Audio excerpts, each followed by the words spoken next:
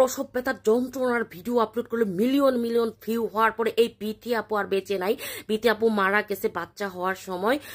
তো এখন এই তার এই বিরল ভিডিও ভাইরাল করার কারণে সাইবার সিকিউরিটি তার পেজটাও কেড়ে নিয়েছেন। এখন নানান পেজ থেকে জানা যাচ্ছে বিথি আর বেঁচে নাই, সে মারা গেছে। ভাই রে ভাই, আপনারা কি মানুষ? কতটা জঘন্যতম মন মানসিকতা, বিকৃত মানসিকতা হলে একটা মানুষকে নিয়ে এইভাবে আপনারা বিভ্রান্তি সৃষ্টি করতেছেন। সে বলে মারা গেছে, দেখেন তো এটা হলো, এটা কেন?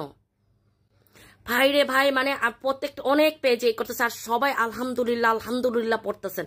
যতই খারাপ হোক যে তার এটা ঠিক হয় নাই এই ধরনের ভিডিও করা। সাইবার সিকিউরিটি কিন্তু তার পেজই নাকি নিয়ে নিছে। এখন হয়তো বা পরে কত সিস্টেম করে হয়তো বা ক্ষমা টমা চেয়ে হয়তো বা এই করতে হবে। বলছে যে কোনো ধরনের অশ্লীলতা অনলাইনে হইতে দিবে না।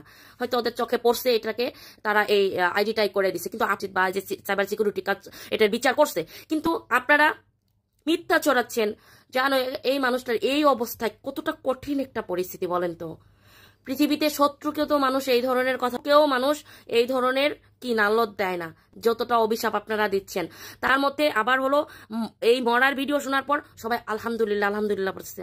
আফসোস করেন, একটা মানুষ মারাই গেছে, ধরেন একটা মানুষ বলতেছে ইস বেঁচে গেলাম, ইস বেঁচে গেলাম। আর এই যে বিথি আপু আপনাদেরকে বলছি, আপনারা কতটা নিকৃষ্ট মনের মানুষ হলে কতটা বিরক্ত হচ্ছে আপনাদের কাজকর্মে। এমন অবস্থায় আপনার জন্য একটা মানুষ দোয়া করতেছে না, আপনাদেরকে ধিক্কার জানাইতেছে।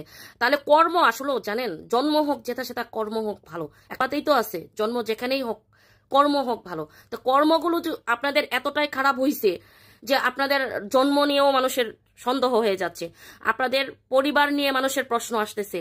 ভাই আপনাদের কর্মটা এতটাই নিকৃষ্ট করে ফেলছেন। এখান থেকে টাকা ইনকাম করেন তাই বলে এত নিকৃষ্ট করে না, আর একটু অন্যরকম ভাবে করতে পারতেন। তো এগুলো থেকে যদি আপনারা শিক্ষা না নেন, আপনাদেরকে শিক্ষা দেওয়ার পরও আপনারা সেই সেম কাজটাই করেন। কেউ লিঙ্ক ভাইরাল করবেন, কেউ শরীর দেখাবেন, কেউ পেট দেখাবেন, কেউ আপনাদের ইজ্জত নিয়ে আপনারা খেলতেছেন। আপনারা ইজ্জত বিলাইয়া দিবেন আর জনগণ তাকায় তাকায় দেখবে। এগুলো করা বাদ করে দেন, এসব বাদ করে দেন। মানে দেখেন জনগণ কতটা আপনাদেরকে কতটা নিকৃষ্টভাবে দেখে, বুঝতে পারতেছেন? এই জিনিসগুলো একটা একটা ভাবার বিষয়। মানুষের কাছ থেকে দোয়া পাওয়া, মানুষের কাছ থেকে ভালো কিছু করা। তবে হ্যাঁ, এটাও সত্য, জনগণের কাছে এখনকার যুগে জনগণের কাছে ভালোবাসা পাওয়া, এদের কাছ থেকে দোয়া নেওয়া, এদের মনের ভিতরে ঢোকা সো টাফ। মানুষ কোনো কিছুতেই তৃপ্তি পায় না। আপনার ভালো কাজকেও নোংরা মধ্যে ফেলে দিবে, আপনাকে নিয়ে সমালোচনা করবে, আপনার খারাপ কাজ নিয়েও সমালোচনা করবে। আপনি এটা করছেন কেন, ভালোটা করলেও ওই যে সোয়াপ করতেছে এগুলো টাকা কামানোর জন্য ভালো কাজ করে।